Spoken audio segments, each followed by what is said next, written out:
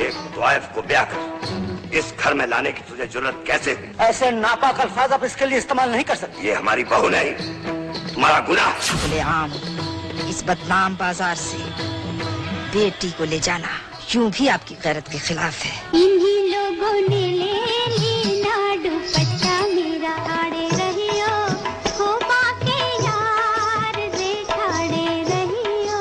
चलते चलते यूं ही कोई मिल गया था। इनका नाम पाकीज़ा है। हर तवाइफ एक लाश है, मैं भी एक लाश हूँ और तू भी। जहाँ भी तुम्हें होश आएगा मेरी आंखें तुम्हें देख रही होंगी। चलो दिलदार चलो, चांद के पार चलो। माफ़ कीजिएगा, इत्तेफाकन आपके कंपार्टमेंट में चला आया। आपके पाँव देखे बहुत हसीन हैं। ज़मीन पर मत उतारिएगा, मैले हो जाएंगे। आपका एक हमसफ़र। तो नमस्कार साथियों, आप समझ गए होंगे कि आज मैं बात करने जा रही हूँ फिल्म पाकीज़ा के बारे में। 4 फरवरी 1972 में पाकीज़ा फ़िल्म रिलीज़ हुई थी और इस फिल्म को बनने में लगभग 16 साल का समय लग गया। तो इस फिल्म को बनने में जो 16 साल का समय लग गया, उसके पीछे की कहानी और फिल्म की कहानी दोनों पे ही हम एक साथ बात करेंगे। तो इस फिल्म में अशोक कुमार, मीना कुमारी और राजकुमार तीनों ने अपनी अपनी जान डाल दी। और फिल्म के डायरेक्टर कमाल अमरोही थे। उन्होंने एक एक चीज़ को बहुत ही परफेक्टली, शानदार सेट, कॉस्ट्यूम एक्यूरेट, हर चीज़ को एक्यूरेट करना चाहा। इस फिल्म को उन्होंने बहुत ही इत्मीनान से और अपने समय लेकर अच्छी तरह से बनाया। और इस फिल्म के इतना लंबा खिंच जाने के पीछे कई कारण, जैसे फिल्म की मेकिंग स्टार्ट हुई थी 1958 में और उसके बाद 1960 में कलर फिल्में आ गई। तो जो शूट कई सारे सीन हो चुके थे, इवन इन्हीं लोगों ने ले लीना दुपट्टा मेरा सॉन्ग भी हो चुका था ब्लैक एंड वाइट में। इस फिर से पूरी शूटिंग की गई इन सब गानों की और उस फिल्म की। और इसके बाद कुछ रीज़न ये भी था कि मीना कुमारी जी के और भी प्रोजेक्ट चल रहे थे, उन्हें टाइम नहीं था और इस तरीके से इस फिल्म के बनने में काफ़ी समय लगता रहा। और कमाल अमरोही साहब इस फिल्म को बार अपडेट करते रहे समय के साथ साथ और इस तरीके से फिल्म चलती रही। और इसके जो सबसे बड़ा रीज़न था इस फिल्म के इतना लंबा खिंच जाने का, वो ये था कि बीच में जाके जो कमाल अमरोही जी और मीना कुमारी हैं, इनके बीच में जो डिस्प्यूट हुए।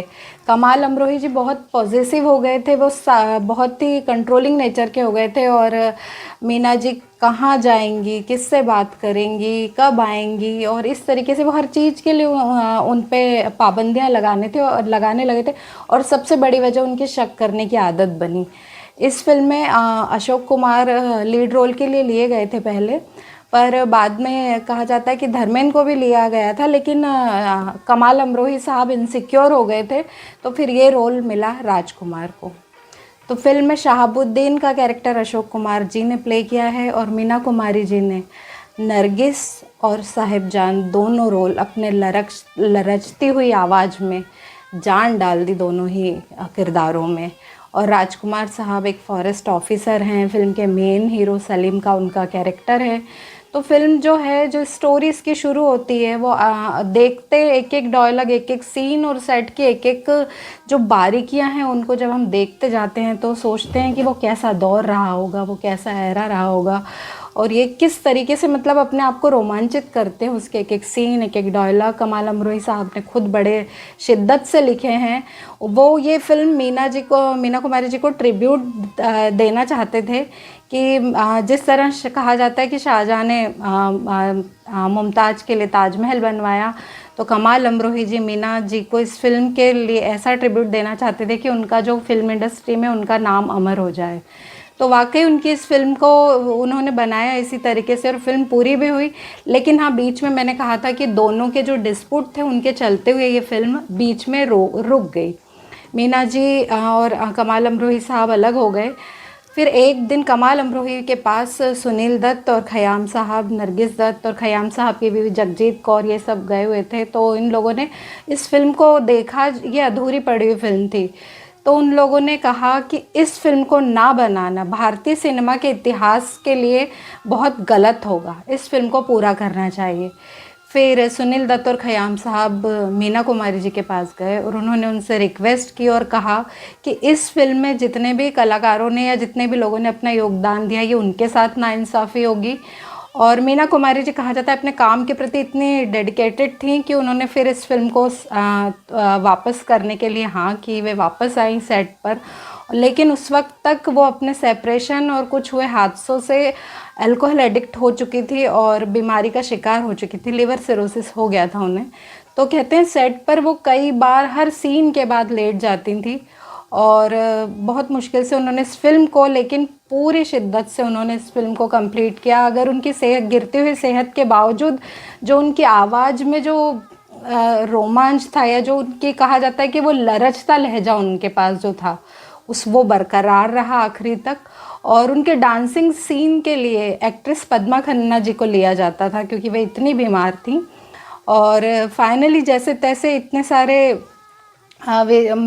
सारे तकलीफ़ों और परेशानियों के बावजूद फ़िल्म पाकीज़ा मुकम्मल हुई और 4 फरवरी 1972 को ये फ़िल्म रिलीज़ हुई और 31 मार्च 1972 को मीना कुमारी जी इस दुनिया से रुखसत हुई। तो ये जो फ़िल्म है कहा जाता है कि उनके करियर की आइकॉनिक फ़िल्म है और ये कभी भी इसमें कुछ ऐसा नहीं लगेगा हमें कि कुछ पुरानी फिल्म हम देख रहे हैं या इस तरीके का कुछ कंटेंट है कि आज भी आप उठाकर देखेंगे तो एक एक सीन, एक एक डायलॉग, एक एक चीज़ हमें जीवंत सी लगती है। तो इसके साथ ही मैं मीना कुमारी जी की पर्सनल लाइफ पे भी बात करना चाहूँगी। उन्हें ट्रेजेडी क्वीन नाम दिया गया और उनकी पर्सनल लाइफ बहुत ही ट्रेजेडी से भरी रही। 1 अगस्त 1932 को उनका जन्म हुआ था। माता पिता दोनों कलाकार थे, फिर भी आर्थिक तंगी बहुत देखनी पड़ी उन्हें, तो बचपन से ही उन्हें काम करना पड़ा। 7 साल की उम्र में उन्होंने पहली फ़िल्म की थी, बट बतौर हीरोइन उनकी जो पहली फ़िल्म थी वो बेजू बावरा थी। इसके बाद उन्होंने लगा 30 साल फिल्म इंडस्ट्री को दिए हैं और इसके बाद उन्होंने कई सफल फिल्में की और उन्हें 4 फिल्मों के लिए अवार्ड मिला है।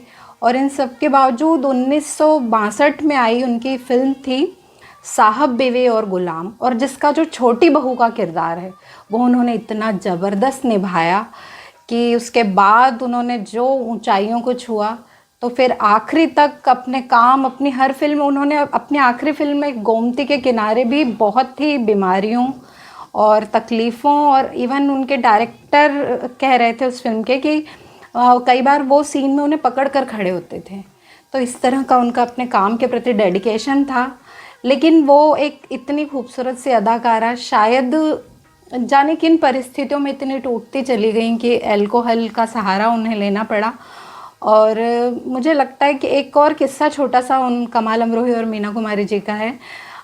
एक बार ये किसी फंक्शन में, अवार्ड फंक्शन में गए थे, वहाँ पर किसी अवार्ड फंक्शन में गए थे, वहाँ पर मीना कुमारी जी अवार्ड लेने गई और फिर सीधे घर चली गई और तीसरे दिन निम्मी जी उनके पास आई और उनका पर्स लौटाया। और मीना कुमारी जी ने कमाल अमरोही साहब से सवाल किया कि क्या आपको मेरा पर्स नहीं दिखा था? तो कमाल अमरोही साहब ने बड़े उससे जवाब दिया कि आज तुम्हारा पर्स उठाता, कल तुम्हारे कपड़े, फिर तुम्हारे जूते चप्पल। तो ये तो एक किस्सा जो हमारे सामने हो सकता है, छोटी छोटी ऐसी चीज़ें कई हुई हों जो उन्हें अंदर से तोड़ती चली गई। तो एक बहुत ही खूबसूरत अदाकारा बहुत जल्दी चली गई।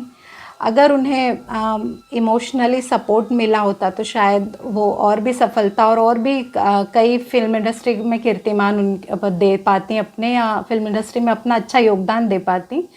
और मैं चाहूँगी कि जो ये प्यार भरी चीज़ें होती हैं इसमें मुझे लगता है कि रिस्पेक्ट और केयर ये बहुत इम्पोर्टेंस रखता है और शायद इसी की कमी रही हो उनके जीवन में।